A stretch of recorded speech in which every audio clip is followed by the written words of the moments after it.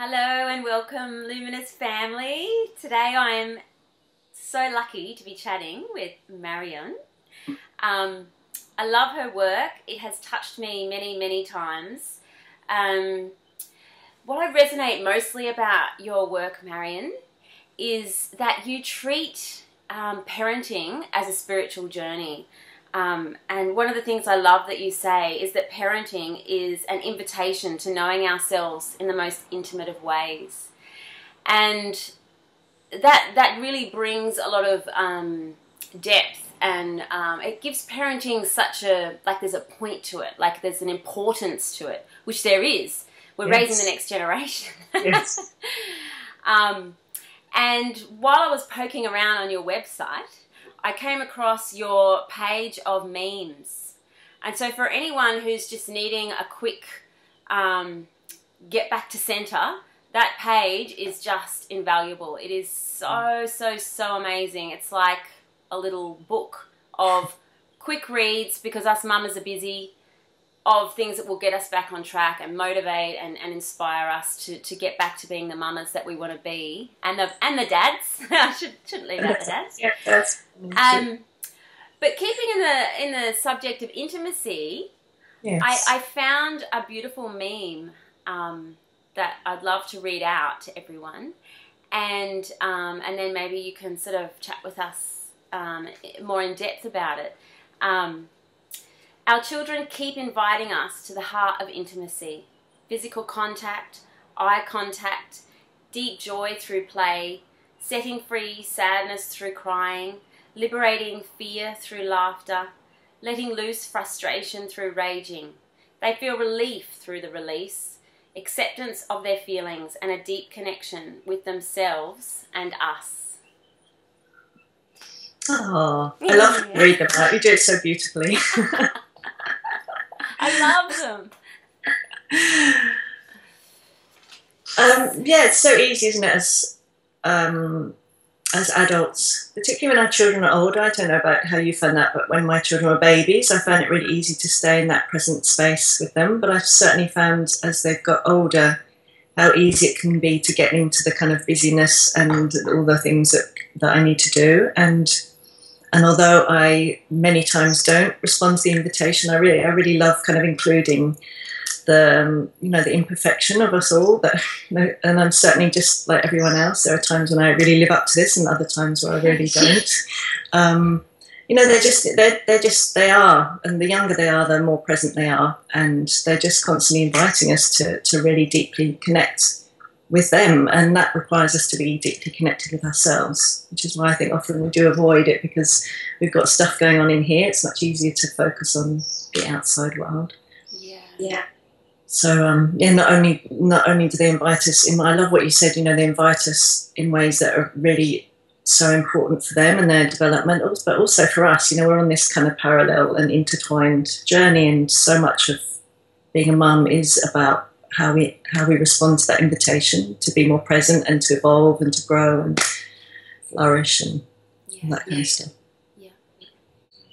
So can you give us some examples? Because I always find examples really helpful to really apply it to the parenting journey of their invitations, say through play or setting free sadness through crying, like actual kind of physical examples of how it is an invitation, and then how to use that as an intimate experience. Okay, so let me think. Say something like, I don't know, they're maybe a 5-year-old is kind of saying, I want some there, I want a biscuit, or I want a cookie, and they've already had 3 or something, and you kind of, no, sweetie, and you're kind of trying to really distract them really from what's going on. You can have this, we just had some, we try and go into the mind and try and explain things to them, which often doesn't work with children when they're feeling upset, or we're basically trying to avoid what's really going on by either fixing it or telling them how it's, it's all okay, or come and play, la la la. But if we actually really just slow down and maybe make eye contact and really connecting, what do we think is really going on for them?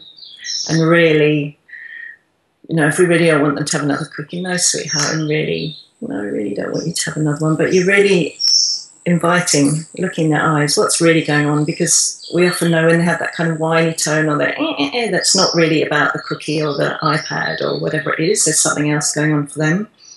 And I think so many times they do that kind of thing. Or maybe I remember my son used to do things where I'd be crouching over, maybe sweeping up or something, and he'd climb on my back, and I'd be like, oh, just trying to do this. But similar thing, that he's inviting play. In that case, he wants to play and go and have a big and rough and tumble. Or that, going back to the 5-year-old who's kind of whining. I don't really like that word,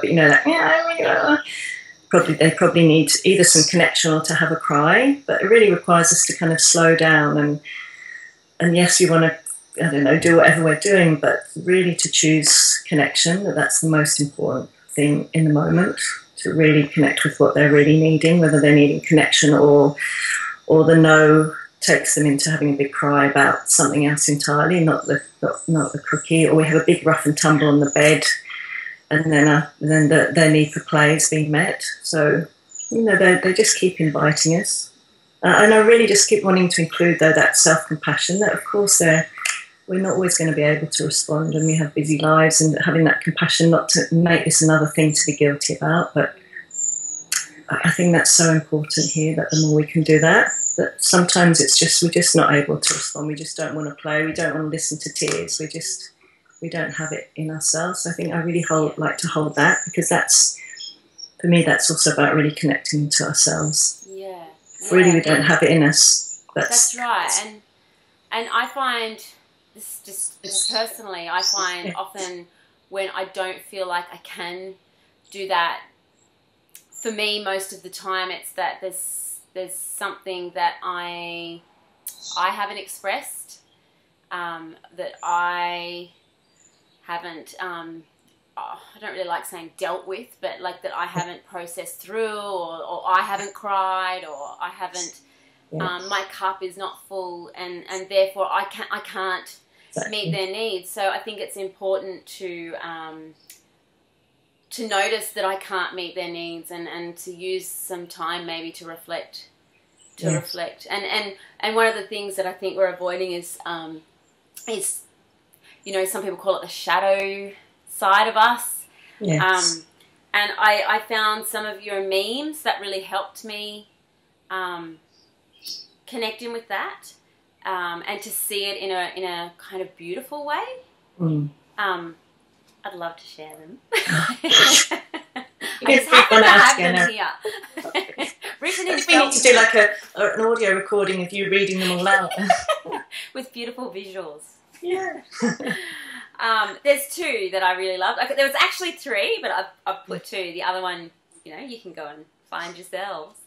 To be deeply connected with our child, we need to be deeply connected with the child feelings inside of us, such as joy and wonder and curiosity and delight, as well as sadness, fear, overwhelm, and confusion. So... Yes. Yeah. I think the overwhelm is a big one for a lot of parents. Do you have any words of wisdom? Because I often hear that, and I often feel that overwhelm of like, whoa, there's so much to do. Everyone's overwhelm. I think what I love about the way I like to approach working with mothers is usually the way we can help our children is the same way we can help ourselves. So I love what you said. Often when we're kind of starting to behave in ways we don't want to as mothers, we've either got, like you said, our cup's empty, so we've got unmet needs, usually for like support or rest or sleep or, I don't know, doing our own creative stuff, or we've got feelings, upset feelings usually that are kind of up to here. And when we're like that, there's often not much that we can really give to our kids. And the same with them. When they're doing those really annoying things, it's usually something similar with them. They've either got unmet needs or they've got feelings up to here. And often I think it is overwhelmed for both of us. There's so much information, and, just going out to a busy shopping centre, that can be pretty overwhelming, and all the things we need to do for us and our kids, especially if they're little. So I think overwhelm can be really helpful to go that actually one way we can heal from overwhelm is actually having a cry, like you said. So overwhelm usually means we're full up of information, feelings, experiences, and how do we kind of really physically let them out. So one way is crying, let ourselves cry when we kind of just, you got the tears coming, or someone says, you know, how are you doing? Instead of going, yeah, I'm all right. So, you know, let yourself have a big cry with your friend or your partner, or watch a sad movie and have a cry then. That's such a great way to release overwhelm. Same for our kids. You know, they've, you know, had a big day, and, you know, they've had a, you know, that classic thing after a birthday party and the big tantrum and tears that come out. You know, even if you have a great time, you can still feel overwhelmed. You just need to release it. And I think the other thing about overwhelm is really, like you said, I think often it is that we're either taking on too much, or we're believing that we need to do everything, or we're doing things that we think we should be doing rather than what we really want to be doing, or, you know, that's often the overwhelm thing. So I think really taking time to listen into, do we really need to be doing all the stuff we're doing? Can we get some more support? Are we willing to get more support? Yeah. I think those two questions. And with supporting our children, say they are having a big meltdown and a cry and a release, within ourselves, what do you do? Like, what do you do to be completely present? Like, what are the feelings you're having, and energetically and physically, what do you do to be present and to support your child or friend or whoever it is having the release? Yes. I think some of the really basic things in the body, you know, just connecting with our breath, connecting with where we're sitting on the chair, on the floor, wherever it is, and just really connecting to ourselves, staying connected with ourselves, because it can be so easy to get caught into what's going on for them. And also just really being aware of what we're telling ourselves. So we might be starting to go into stories that are going to create kind of either anger or frustration or whatever in us. So just even having that mindfulness, so holding that kind of bifocal vision of, you know, yes, my child's having a big tantrum, or my partner or my friend, and I'm here, almost like saying that to yourself, I'm here, and I'm here. And even that's something you can say. I often keep it really simple. No, I'm here, I'm listening. Yeah. That's beautiful. Yeah, just, you know, that'd be so soothing. Pardon? That'd be so soothing. I loved what you've said to me before is when we were talking about self-talk, because yes. I think sometimes when our child is having a release, especially more than a friend, yes. we can start to go, I'm not a good mother. Mm-hmm. Oh my God, I shouldn't have done that, blah, blah, blah, blah, blah, blah, blah, and then it goes off on a tangent, and before we know it, we're beating ourselves up and not being very nice to ourselves. And I loved what you say to yourself. Do you remember that? I can't remember what I actually said, but I do know that you know, when we go into that kind of self-talk, we're not present anymore, especially if we're making it about ourselves, or I've done something wrong, or la la la la, or questioning. We're actually taking ourselves from what they really need, which is us to be present. Mm-hmm. I think I always really like that, and I come a lot from the whole non-violent communication way of thinking of things, and their take on that whole guilt thing is, you know, when we tell ourselves we shouldn't have done something, then we go into guilt, and guilt is this kind of stuck feeling. Mm-hmm. So you can sit in guilt for 50 years and it won't necessarily shift if you keep telling yourself, I shouldn't have done that, or I'm a bad mum, or oh, what have I done to them? You know, they're going to be wounded forever. Whatever it is, yes. Sit there forever. But if we actually connect with sadness and mourning, oh, you know, I'm so sad that I did that, or or it may not be sadness, or maybe I'm concerned about, you know, what's going on for them. That has a different quality. So if we're sad about something we've done, we can cry and feel sad, and we can leave it. You know, it can leave us. Does that make sense? I love that. Yeah. And so you're saying to name it something other than guilt, like to be more particular in the naming of it. Yeah, so guilt, you know, to me, guilt is something we learnt from our own parents and our own culture, and the reason guilt has been around for 2,000 years or whatever is it was believed that was the only way we can motivate people or kids to do what we wanted them to do, to be kind of well-behaved members of society. So the intention from whoever we learnt those shoulds from was to actually make us contribute and cooperate and be friendly and all that. So even in the should, it's not, you don't even necessarily need to just kind of go, oh, that's just a should, I'm going to get rid of it. But actually listen, what is the should wanting from us? So maybe it's like, oh, you know, you know, I spoke harshly to my child, and, you know, then we start going, well, I should be more gentle. So we can even translate that. That has in its kernel, it has something to give to us. So we can kind of translate it into something that's helpful, which is what we value. Okay. So translate it, I really value gentleness. And when we connect to the value or the need in us, and then we can start to say, oh, well, you know, I'm really sad. I really value gentleness, and I didn't meet that need then. You know, I really value care for them, and I didn't meet that need either. You see, then we can shift into, oh, no, I'm really sad about that, and maybe cry or talk to a friend. I spoke harshly to them, and I really value, it's my top value to be gentle and caring. We can cry, we can release it, and then it leaves us. So we're then actually free to be really present with them again. Yeah. But if we stay and, oh, I shouldn't have been harsh, oh, I'm blah, blah, blah, blah, blah, we can stay there for literally days in that, and we're not there. We're not there to help them heal from that experience of us being harsh with them. That's so true. It's like in the shoulds, you stay in this kind of mid-range of like static state. I don't even know the right word, but it's like when you were saying that, like, I really value, it's like you can drop into what it is. Yes. So that you can process it and then be present. Yes. Yeah. So that's so helpful. Yeah, I know, that's one of the, isn't it? That's just such really a really helpful. Yeah, really helpful. The thing that I remember you saying to me, which is a little bit different to that, so it'd be like, yes. you know, we could all pick and choose when we use what tool, was one that if there's a habitual sentence that you say to yourself that you were saying that you say, like, I just don't allow that self-talk. Oh, okay. Yeah. So that would be another, that's more like, to me, a loving limit. So we can use loving limits with our children, you know, if they want the 10th cookie and we really don't think that's what they really need, we actually really think they're feeling sad about something, we much prefer them to show us the sadness. Then we can say something like, sweetheart, you know, I see you really love another cookie and I'm really not willing for you to have that now, and that will help them go, oh, I really want another. Yeah, I know you really want another cookie. I'm not going to give you another one. And of course, it's not about the cookie. We can do the same with ourselves. You know, if we start to go, you know, whatever it is, I'm a terrible something or other, or whatever. You know, our internal dialogue can be quite harsh. That was what I learned. Just zero tolerance, loving limit. No, I'm just not willing to say that about myself. You know, I'm willing to listen to what need I didn't meet in that moment, but I'm not willing to treat myself in that way.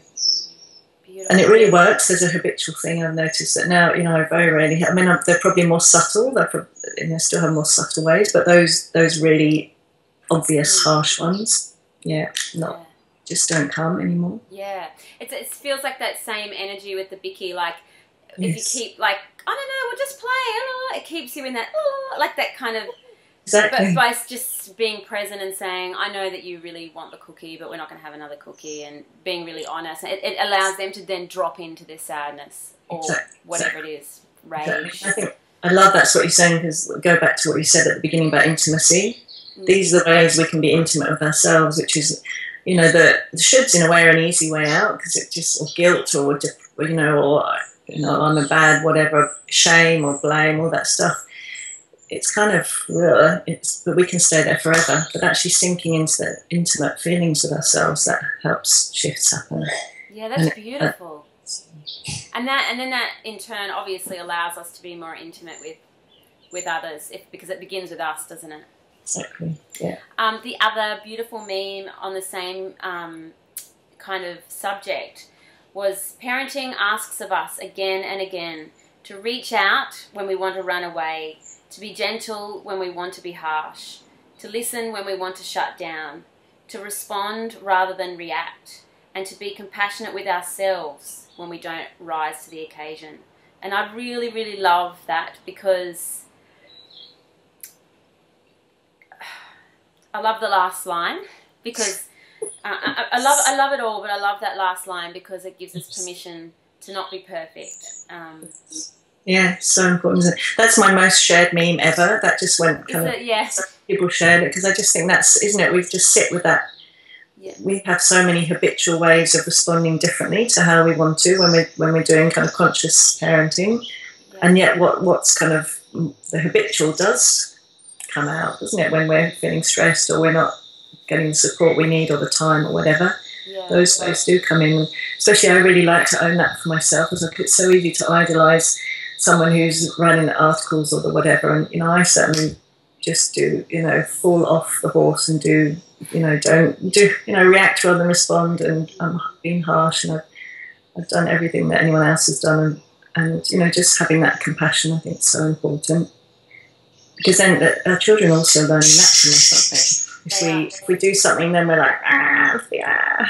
They learn that rather than, okay, how can I not only be compassionate with you, and I've just kind of been a bit harsh with you, but how can I also really be compassionate with myself? Yeah, so you're saying that if you do act in a certain way that isn't ideal of how you would like to act, that you are honest with them and say, yes, wow, I really was harsh on you then, and I sure it hurt your feelings or whatever.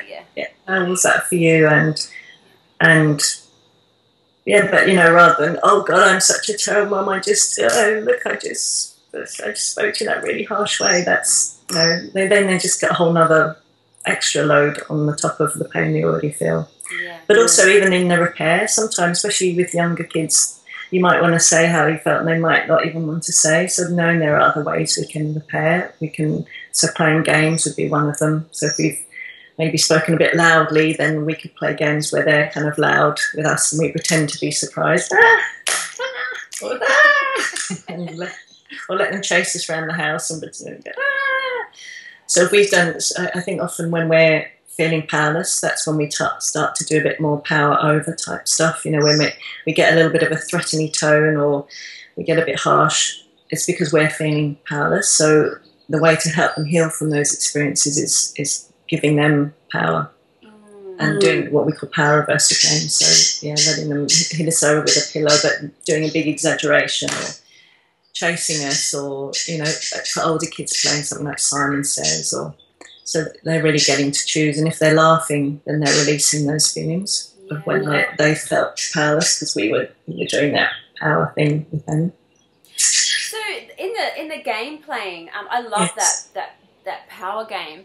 Yes. One thing that I've sometimes feel myself, and I've heard other women discussing, and men,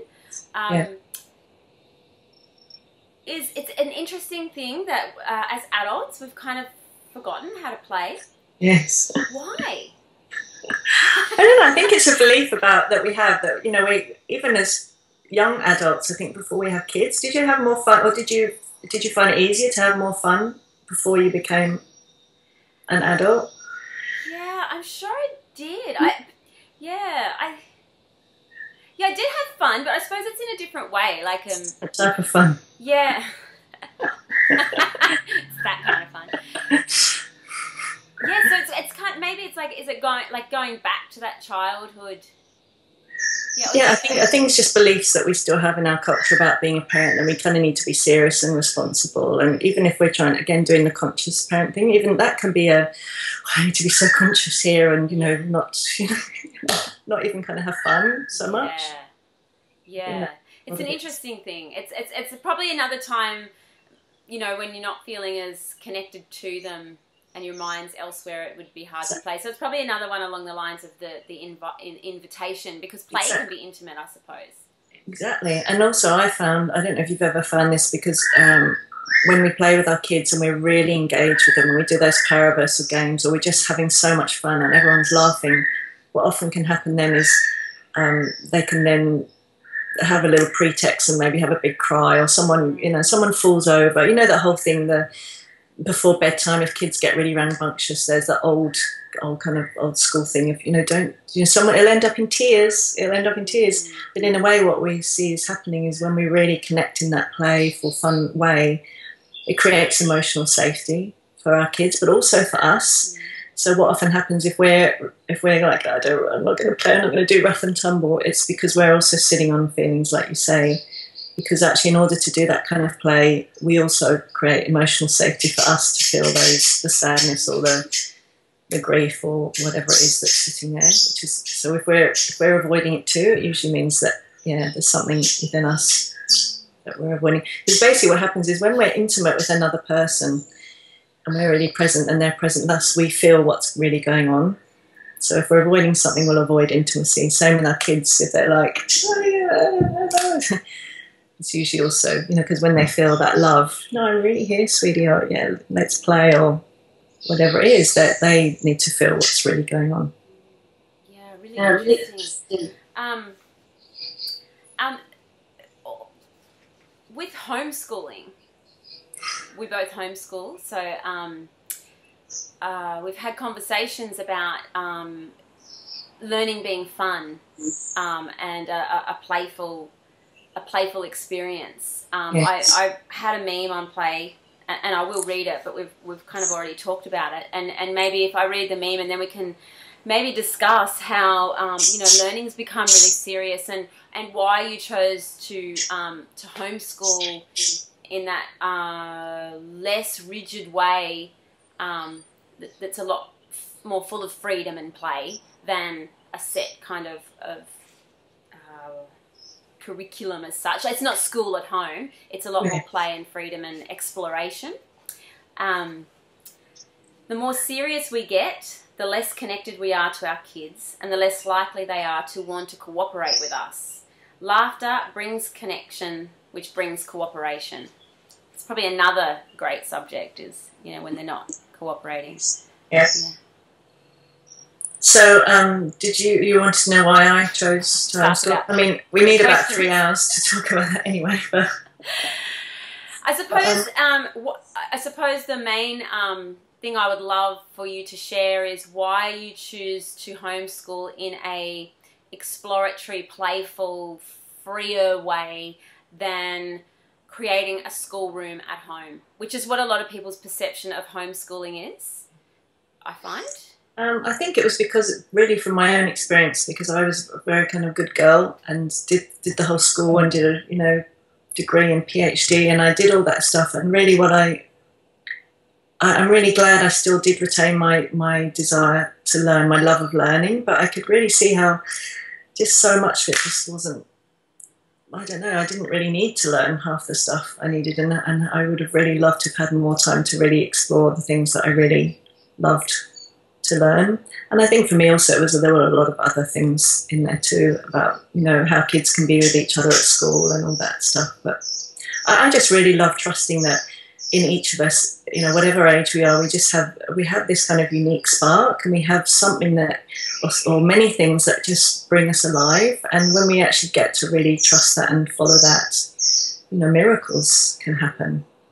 And that's, to me, that's the most important thing. And especially, as mothers as well. And again, when our kids get older, it's also about that sometimes. How can I do the things that I really love to do, as well as being the present kind of mum that I want to be? That's often quite a juggle as well, isn't it? So I think the more we can do that for ourselves too, we also, we show our kids what that's like. And that's also the challenges and the frustrations. I've been learning a lot of new kind of tech stuff lately and doing courses and and my kids get to see me getting really frustrated, and then getting overwhelmed, having a big cry, and then something goes really beautifully and, people buy it and I'm jumping up and down for joy.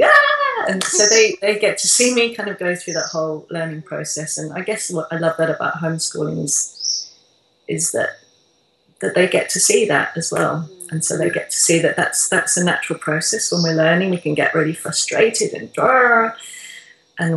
we just love it and want to spend hours doing it, and we can feel joyful and, that just to help feel connected with and happy with the emotional process of learning. That learning isn't this kind of stagnant kind of it has all these emotional highs and lows, and I don't know whether that's the kind of thing that you were looking for. Yeah, absolutely. It's interesting, and it's I think it's helpful to understand why that learning can be like that, and why people choose to do that for emotional reasons. The stress of testing and and pulling life apart into different subjects, so that really we don't understand why we're learning things, and how that affects people or children emotionally. Yeah. I know when about 2 or 3 years ago I did get into a little bit more structured learning with my with my kids. My daughter's kind of fine. She would actually fit really well into that whole way. She loves that structure thing. My son and I, it just really affected our relationship because he just doesn't learn. He has such a different way of learning. And I think that's often the way for boys. You know, they often have quite a different way of learning to that kind of traditional school, sitting down and often, you know, the more ready, writing-y and kind of linear thinking, they often have quite different ways of thinking. So, you know, I really love accepting we will have our own way, and certainly not an advocate for homeschooling for everyone. Yes. Because, you know, if you find a great school that you love for your kids, and so many kids really love that, the school and the structure and the friends. And so again, for me, it's always about really listening to what is most true and resonant for us. I'm really into kind of getting rid of all rules about parenting and schooling and and the most important thing is really doing what feels most true in our life for us. That's and right. not comparing ourselves to anyone else. You know, even the other parent who looks so similar to us. You know, it's so easy to judge ourselves and compare ourselves. Oh, I'm not doing that, or they're doing that, and really, there's no point because we're ourselves and we can only live our own journey. Yeah, that's really beautiful because, like you were saying, we've all got a spark. We've all got a gift, whether we're the parent or the child or the brother or the uncle. We've all got a gift, and if we could all live uniquely, I think all our gifts would come through so much stronger, and it'd be such a beautiful big patchwork quilt.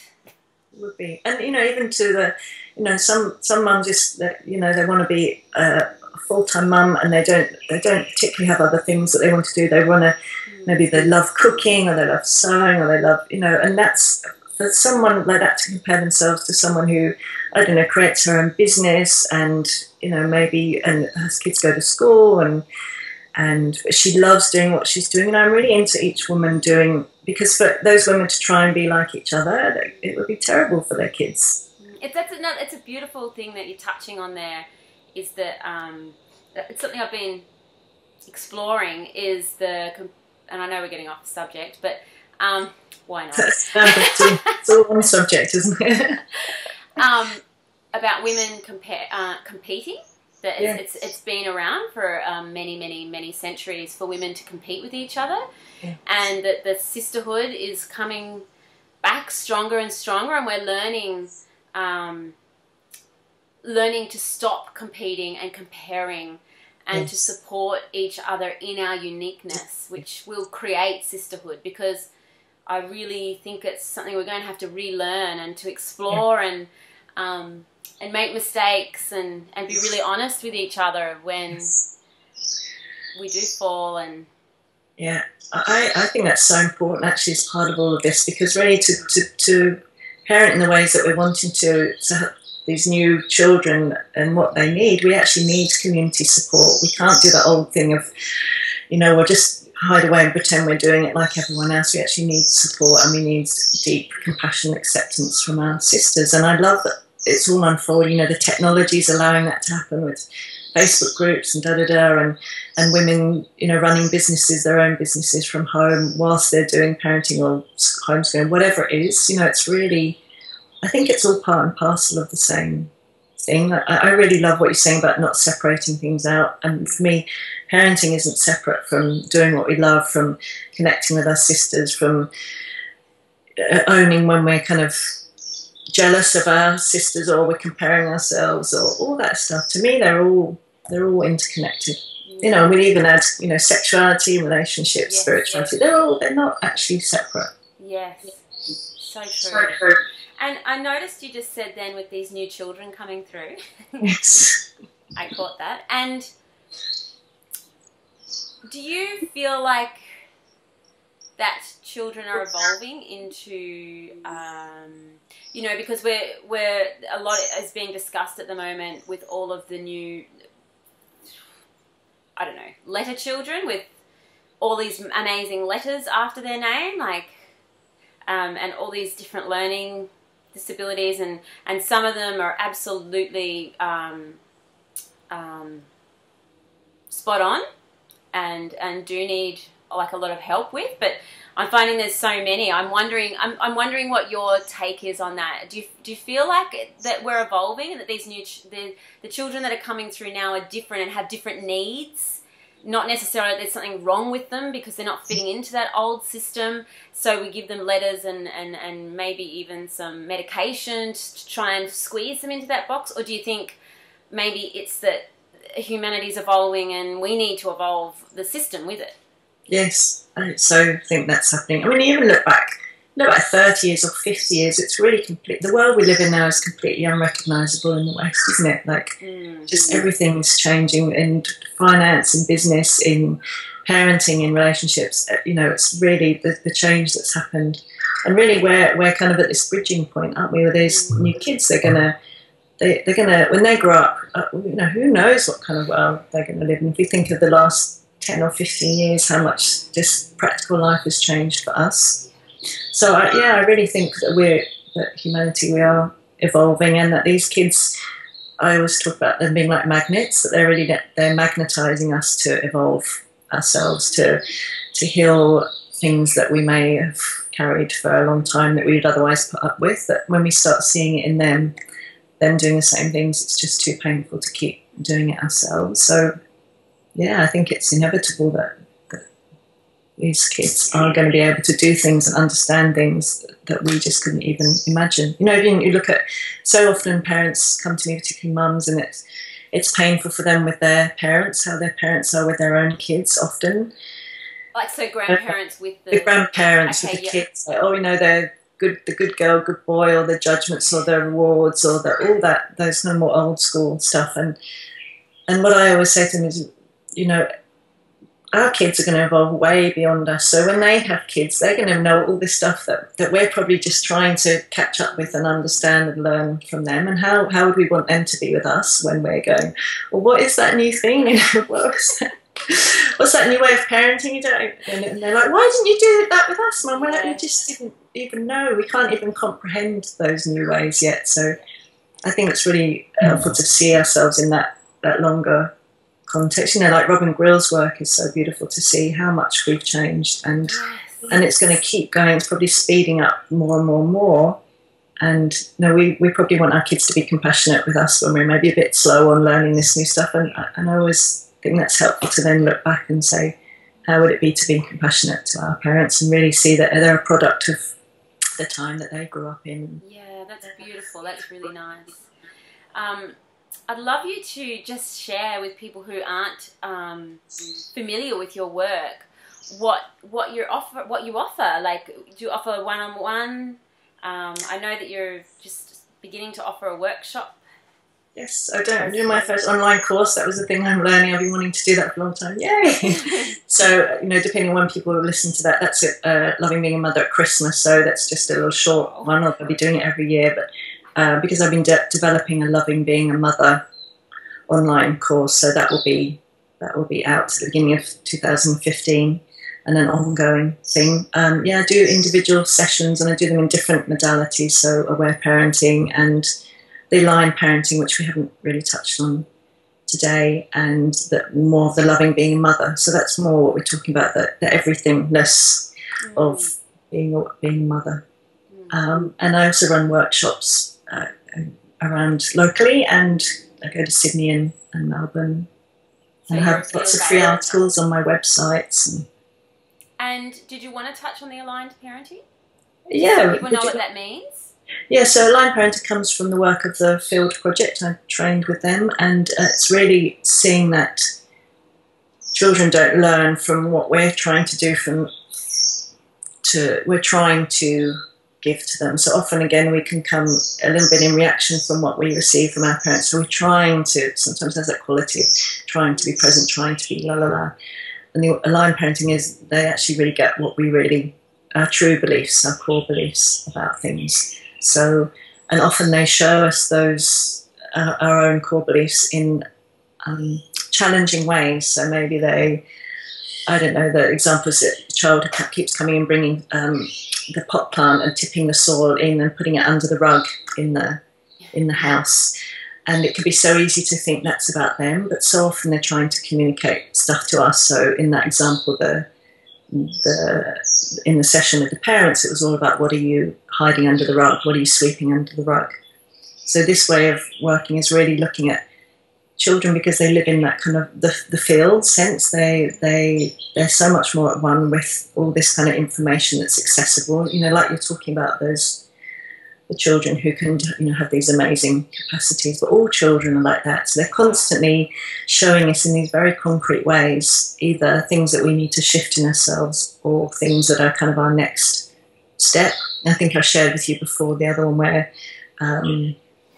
the child kept on wanting peas in a bowl, and the mum came and had a session with me, and she was talking about being stressed and overwhelmed and making choices, and the message the daughter kept trying to say is it's about peace. Is it really the choice for peace? So it's really that the literal thing that they're often doing, either in their behaviour that we're finding really challenging, or in just those kind of unusual things that they keep doing. They might say a word. You know, I often find I may be writing something, and one of my kids will just say something that will be totally, you know, if I read it in that slightly dreamlike way, it's totally exactly what I'm needing to hear. They're doing it all the time, and we often miss it. Yeah, that's really interesting. So it's like they're our, you know, a lot of us ask our angels or guides, or which I do, like, and it's amazing. But also, if we remember, you don't actually need that because our kids are doing it all the time. Yeah, because they hear it. So, well, they just act it out. They don't, probably not so logical. Exactly. Yeah. So really, really, really, and really in literal ways. Yeah. Constantly. Yeah. Yeah. You know, I remember once where I was going through this whole thing of what do I do this another training because I want to be able to teach this thing, and my daughter and I had been playing at schools, actually, funny enough, and she said, you know, Mum, you're the teacher, but she's talking about the game, but actually it was to really help me know that place in myself that already it was ready to teach. They're constantly saying that kind of stuff to us. Love it. I read a beautiful book, and I'm trying to think of the name of it, by James Twyman. Oh, yes. The troubadour. Emissaries of Love.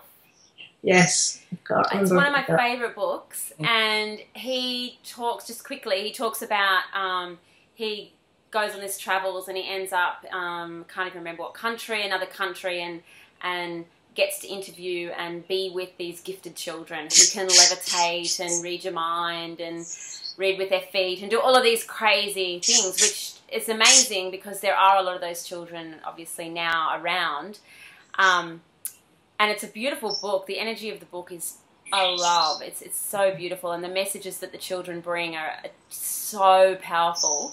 But I loved at the beginning, at the end, when he rewrote it, he talked about the fact that actually, though maybe not on such an obvious way like levitation and all of that, but the essence, which is love, is within all of our children, that essence is they're born with it, and it's really up to us to kind of try and match that vibration so that we can receive the messages of all the children. It's not these just special children with that. It's something he realised after going on that big long journey and then coming back to, well, my daughter's got it. She was sitting right in front of me with the exact same essence. So I found even in the challenging behaviour, often the challenging behaviour is often when we're like, there's something going with you or trying to work it out. Often it's actually something really, the bigger the reaction we have to something they're doing, the less it's about them. Yes. It's always there. They're just trying to show us stuff all the time. Yeah, that's a good thing to remember. I know, I find that one really helpful. That's great. Is there anything else that you need to share about your work? I'll be putting your website and contact details along with the video. Thank you. One question that I ask everyone is, what would your ideal vision be for educating our youth? What would be the most beautiful and positive and helpful way you can see with this new paradigm education would look like? So I really, we've talked about this before, I really love that following what's alive for us for however long it's alive in us, and really to the nth degree. And so I have a vision of learning centres, centres of excellence with people of passion guide each. Oh, there you go. See, Woo, I live on a road. Yeah, so that, you know, if a child loves poetry, or I don't know, dinosaurs, mountain biking, I don't know, music, creating things online, music, whatever it may be, that they can go to places and there are people there who will support them and who share that passion. So that, you know, when you're with someone who's just passionate about something the same as you, and you just get all these ideas coming in, and it's just like this download from somewhere. And so that's what I see, that and somehow there's some system so that each child gets to be in that space and have their own unique gift, nourished with people around them who understand what that's like. Yeah, beautiful. Yeah, that would be lovely. Wouldn't it? So lovely. I remember. Do you ever find that, you know, I think it's the same for, I actually want that for all people, not just children. Exactly. You know, that we get to follow what we love, and we get to hang out with people, whether that's in person or online, with other people who love that too. Totally. And we get to support each other and learn together. I mean, yeah, and I love in the Anastasia books how they talk about learning like that.